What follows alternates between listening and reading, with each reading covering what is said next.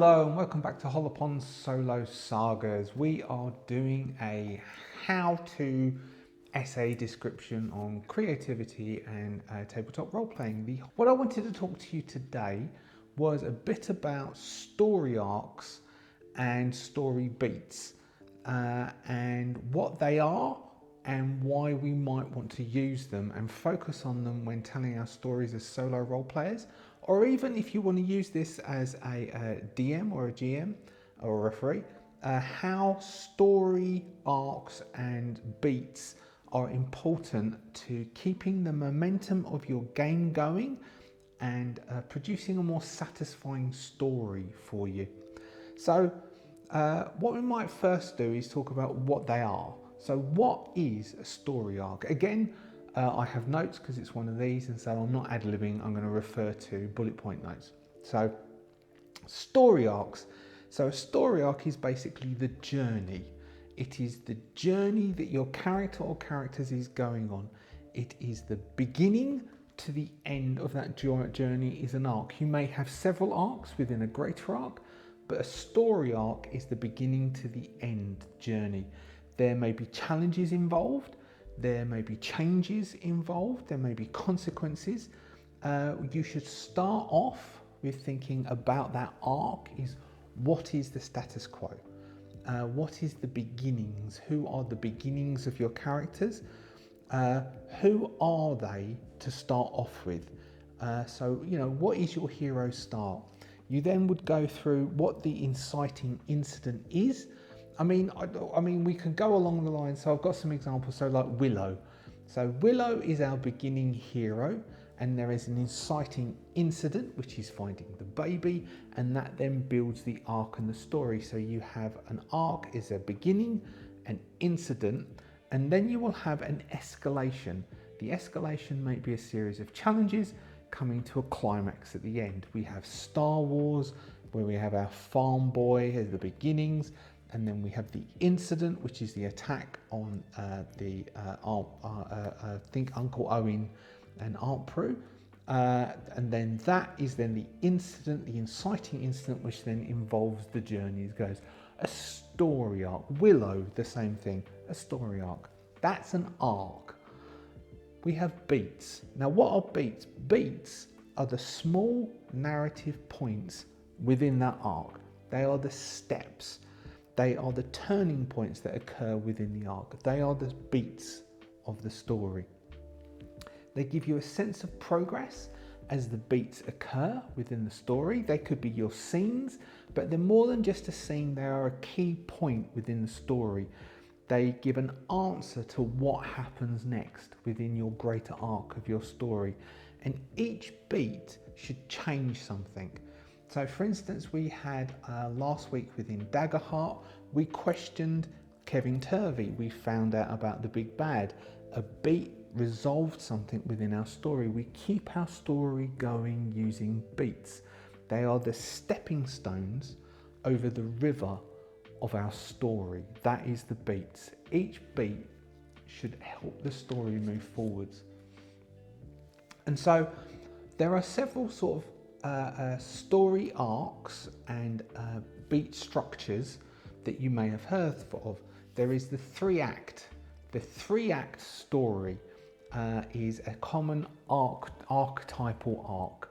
So the three-act has a setup.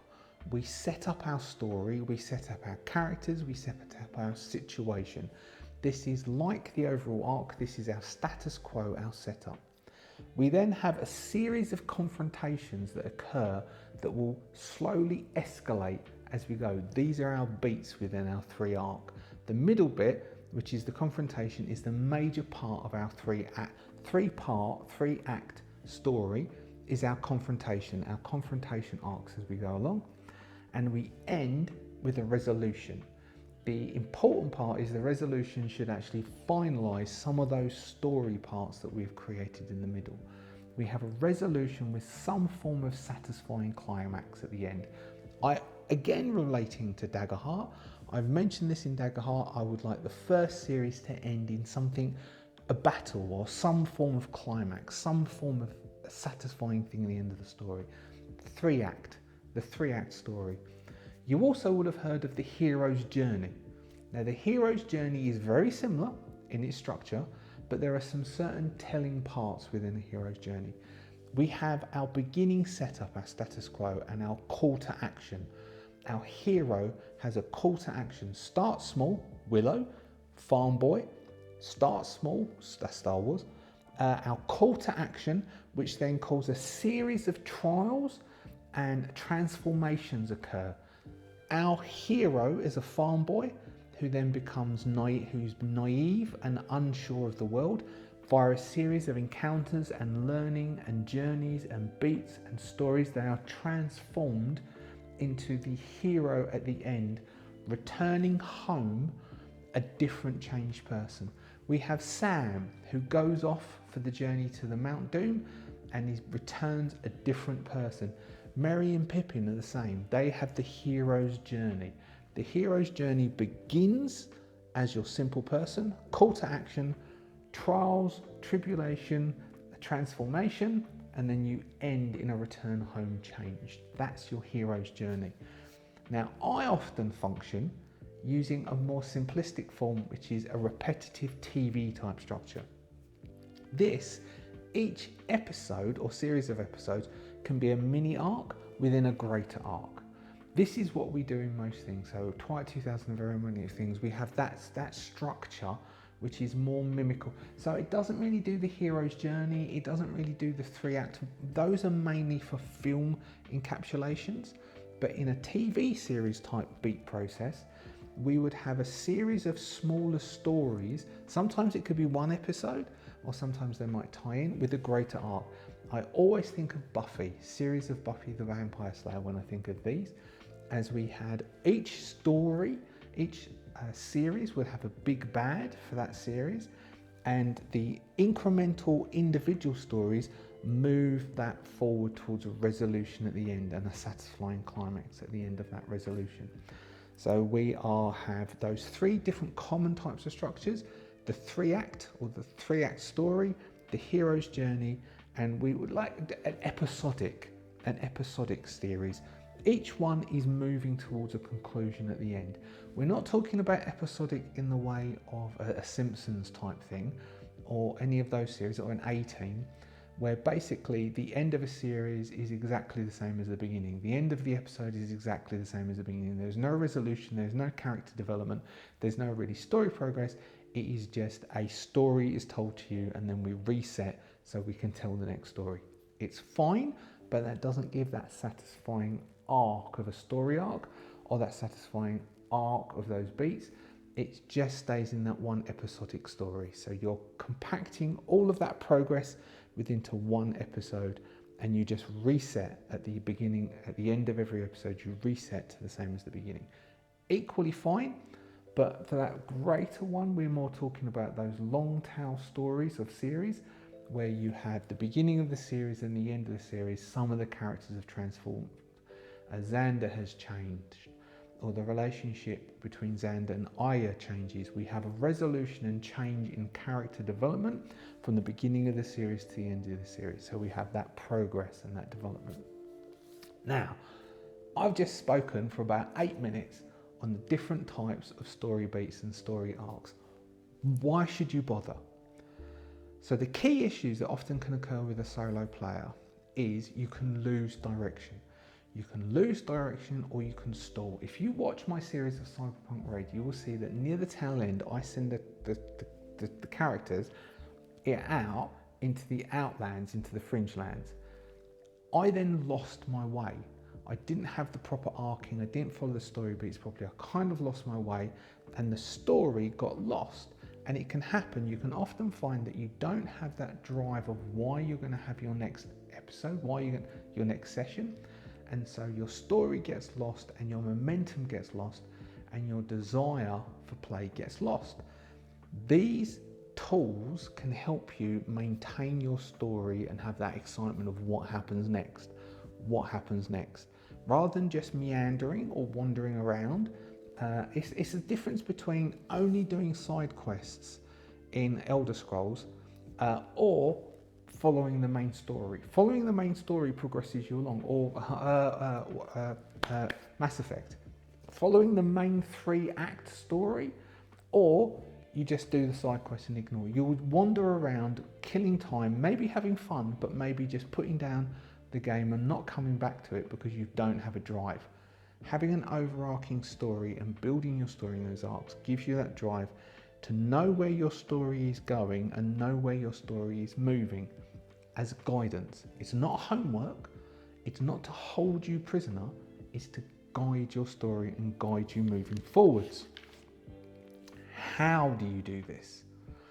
Start off by writing a sentence to describe your main character's goals as you see it at the beginning of creating your character. For example, you could say, a cowardly smuggler learns to stand up for others. That's where your character arc is going to be. And then your story can help that character develop those arcs. You can create your beats before your next step in your story. Cyberpunk Red, single player mode. We go through that in Cyberpunk Red for single player mode. We mention in that creating how to go through creating the beats as you progress and creating the next set of beats before you move into them so you know where your story is going. Single player mode for Cyberpunk Red. I wrote that. But allow your beats to change. Don't feel held prisoner to what should happen next. You saw me do this in the Cyberpunk Red series as well. Just because I rolled a certain beat didn't mean I moved that way with the story. I had the arc of the story where I wanted it to go, and I changed the beats to help that story be told the way I wanted it to tell. And remember, there are other tools that you can use as well. You can use the drama clocks, you can use progress trackers, you can use the tools that we have discussed with, you can use oracles and different tables. You don't just have to use these, you can use all those other tools as part of your beats to tell your overall arcing story, so as there is still some unknown elements involved within that story, and then you have that solo player joy of uncovering what happens next rather than knowing what happens next. So remember, arcs give you a direction to your story. Beats keep you moving towards that direction of the story. Both of those tools put together in storytelling gives your solo games more rewarding outcomes and rewarding and satisfying stories. So that would be then, bringing that tie to the end, my advice in using arcs and beats. And that's it, really. We've covered it. It's a nice short one for once. You can see other videos probably up there. I'll try and remember to put them up there, of either the using drama clocks or using the big bad villain tools to build a villain, and then using those tools to develop your story as you go. Hopefully this helps you. Hopefully you enjoyed this. If you did, stick something down in the comments or hit the thumbs up. Don't often say that. If you're a subscriber, thank you so much for being a subscriber. If you're not a subscriber, do consider subscribing, where I do many of these once a month, and there is lots of solo games involved. And I shall thank the Adventurers Guild to no end. If you'd like any advice or other trifolds, we have got many trifolds which have advice on various different aspects of solo playing and storytelling and creativity. And if you would like to ask any questions, you can email me, and I am happy to give advice. Thank you for watching. I shall catch you next time.